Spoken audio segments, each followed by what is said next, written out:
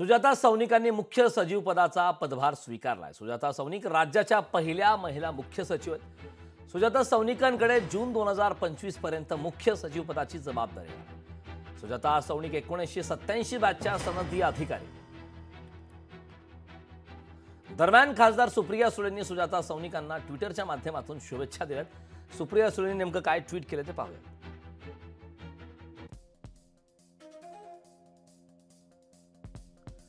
IS Sujata Saunik यांनी महाराष्ट्राच्या त्यांच्या या निवडीबद्दल हार्दिक अभिनंदन व पुढील वाटचालीसाठी खूप खूप शुभेच्छा।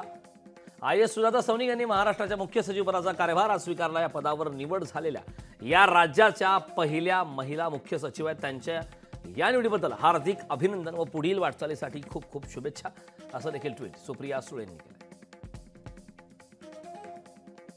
सध्या राज्यामध्ये अधिवेशन सुरू आहे आणि अधिवेशनात अनेक न्याय योजनांच्या घोषणा आपले शासनाने केले आहेत। माननीय मुख्यमंत्र्यांनी काही योजना महिलांसाठी, तरुणीसाठी, शेतकऱ्यांसाठी अनाउन्स केल्या आहेत।